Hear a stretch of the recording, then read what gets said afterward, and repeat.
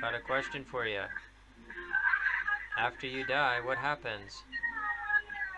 To the my physical self, What about your soul? I believe that the soul gets um, sort of recycled. Like reincarnation? Pretty much, yeah. Let's say you're right. You reincarnate. That'd be neat. But what if you're wrong? What if you die, you wake up in hell with no escape? Wouldn't that be tragic? Uh, if the life that I led means that I end up in hell, then I guess that's where I was supposed to be, right? Doesn't have to be that way, you know. The Bible tells you how to go to heaven. You ever heard it? But why would I want to be in heaven? Well, it's the better place between heaven and hell. Heaven is a place with God with no evil and no limits. Hell is a place of darkness, eternal torment, pain, and your memories forever. It's a difference between Mm, light and dark, between life and yeah, death. but light doesn't always mean good, and dark doesn't always mean bad. Most of the time it does. See, For who? God is the source of light. He's the source of good. Sin is the source of death and darkness. When you die True. separated from God, you don't want to be in that dark place. If there's no darkness, how can you even recognize light? If it's always light, then what's the difference? We live in a world with evil. We cannot comprehend a world without it. Can you imagine a True. world without evil or suffering? Mm, It seems I unreal. suppose so. That's how we were created originally before sin. We had a choice to make. We could choose good or evil. We still can. That's the ultimate decision between good and bad, between light and dark. The Bible, it tells you how to make peace with God. You ever heard that before? I was a devout Christian until I turned 14. What do you remember? How do you get to heaven? I'm not worried about getting to heaven. Maybe you should be. Do you remember how to get there? Yeah, I do. What do you remember how you get there? It doesn't matter. That's not where I want to go. If what you believe is wrong, would you want to know? Mm, wrong by whose standards? Well, there can only be one truth, the ultimate truth. Says who? There's no such thing as one truth. Is that true? I mean, to you it's not, and to me it is. You're saying that there are multiple truths and that is the ultimate truth? I'm saying that, actually, I believe so. Yes.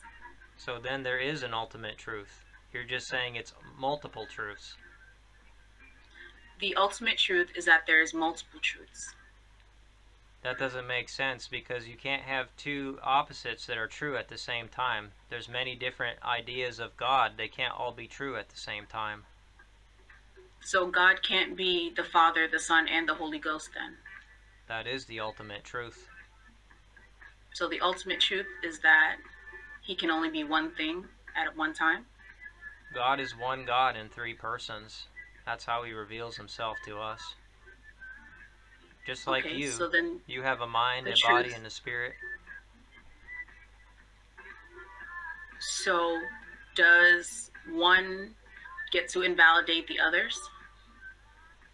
The question is illogical. It's how God reveals himself. What I'm saying is you cannot have multiple truths. Like in Islam, for instance, Allah is said to be the greatest deceiver, and in the Bible, it says God cannot lie. The two are opposites. They can't both be true at the same time.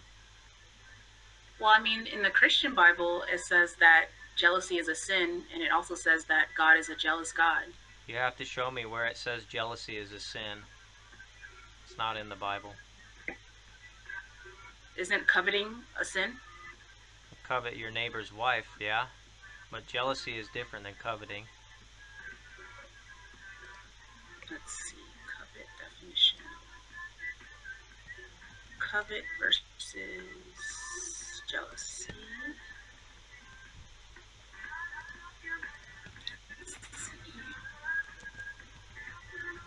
You covet, you are resentful that you never have, that you don't. I think that's just semantics. You can think what you want, but it doesn't make it true. Okay. Here's what it comes down Sounds to. true. It's either true or it isn't. One day we're all going to die. We're going to face God. The Is that reality true? is that's the ultimate truth that God showed us. That's what the Bible is all about. That's what it claims to be. It's either true or it isn't. That's the ultimate gamble. If you're wrong forever. I think if God didn't want us to sin, He wouldn't have made it possible for us. He made choice possible. He didn't create us as robots. See, robots can't love. They're forced to, they're compelled to. But since we have choice, we can choose whether we want to do good or evil, whether we want to love or not love. It's better to have those choose to love you than to force them to love you like a robot. Okay. So that's where And the so, that's where the element of choice makes a difference when it comes to love. And God gives us a choice. We can choose our own path or we can follow him and make peace with him. But those choices also have consequences. When you choose so darkness, it's you not really end a with choice then. you have a If the choice choice. is I do what you say, or if I don't, I will be punished, then it's not really a choice.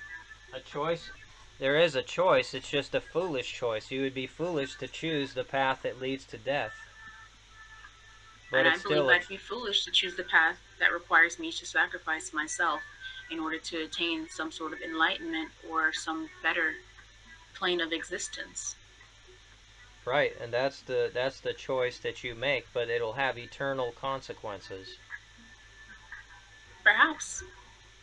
But God is the source of love. He loves you. He would rather die and sacrifice himself than to let you go to hell.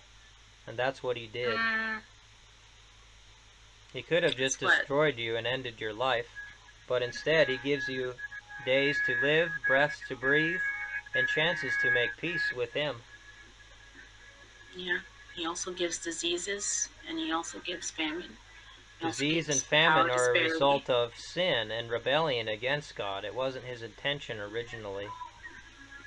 Nonetheless, as the all powerful deity in charge of this realm, what you allow to happen within your kingdom is still under your purvey. Just because It's a one thing king, to allow, it's if a another thing king to direct. allows criminals to run rampant in their kingdom, I wouldn't say that's a good king. It's I would one say that's a thing it's complicit one king. thing to allow, it's another thing to cause.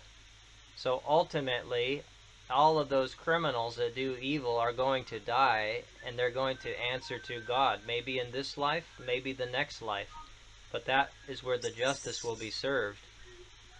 So, in that case, God is God is long watching suffering. someone drown, and because they're not going to intervene in this life, it's okay for that person to drown. Drowning is a consequence of the evil that exists, that someone did not intervene, or that Right. person made a foolish choice or an accident and they drowned themselves. There, Right. the And fact that since God is in the fact charge that of evil everything, exists, the fact that evil exists means that there will be terrible things that happen, but it doesn't mean that the evil will go on forever. See, God is long suffering. He's giving all of us chances and time to make peace. That's what our life is. If we choose the path of darkness, our life can be shortened dramatically, and we end up dying and facing God earlier. well, there's plenty of people who are choosing darkness and living very long and profitable lives in the meantime. That's So, right. The not Bible sure if it tells them that. matters. That's also a form of God's grace because He's given them a long life in this life to enjoy versus the eternity in hell that they will face for their evil. So, the people who are profiting now have God's favor. Some do, some don't. It just depends on how the profit was made.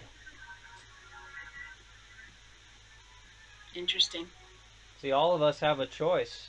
We all have a choice to make at the end of the day. And so does God. And God is making choices That's what the for Bible's all us about. and not making choices for us. That Interesting. that's what the Bible is all about. It is a guidebook. It's an instruction manual for life. It tells us about what will happen and how to make peace with God. That's why it's so important. True. But the Bible is an amalgamation of several stories. It's actually one of the youngest forms of religion, so I don't see what makes it any more valid than the other ones. Well, there's a couple of reasons why the Bible is true. Have you ever looked that up before? Go ahead. What makes the Bible true versus the others? Well, there's archaeological evidence for once. If you go on Google, you can type in Bible archaeology and see if it's made up stories or if it's real people, real times, real places. That's a huge. True, but a lot of those stories are based off of other stories from other cultures that people who wrote the Bible amalgamated into one collection. That's why there's several contradictions within the Bible, and there's several stories that are repeated, but with slightly different stories. I believe it's like Matthew and I want to say John, where God is telling, not God, sorry, where the disciple is detailing. Um, shoot, This is the I zeitgeist remember theory. from. What you're talking about is called the zeitgeist theory. It's been debunked. A lot of the things they say are the same stories from the Bible. When you actually research the stories, they're not the same. They're very different. It's been debunked a long time ago. You can look it up. Zeitgeist debunked. But here, Nonetheless, I'm not going to believe the compilation video over the original. You know? what do you mean the compilation video over the original? What do you mean the zeitgeist theory? Yeah. Well, that's fine. You don't have to believe it. I'm just telling you it's been debunked. If you're By whom? wise, you would research it instead of believing something that's probably not true. I mean, I can say the same to you. if you're going to this extent to debunk the Bible, you should also go to the same extent to find the truth, don't you think? I didn't major. I minored in religion so I could find the truth. Have you read the Apocrypha? I've read lots of it. Yeah. Okay.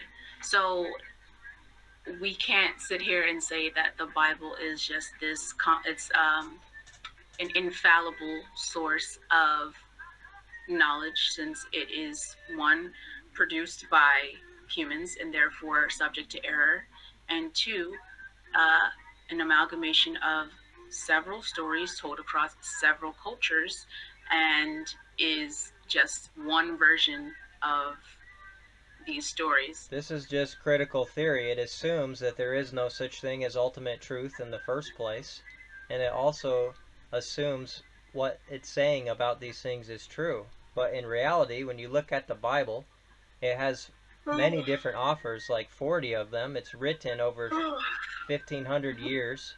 It's consistent in its message. It does not contradict itself. Many people have tried, but it still remains the basis of truth in Western civilization.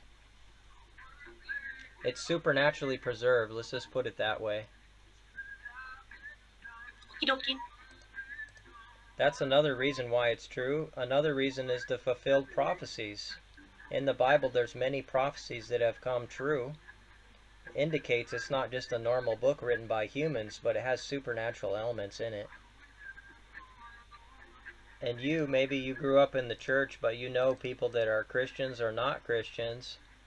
When they read the Bible, their lives have changed. You can go on YouTube, you can look up testimonies of drug addicts or whatever it is, suicide. People made peace with God and their lives changed, indicating Okay. there's I'm actually supernatural bored power. now, so I'm gonna go. Thank you.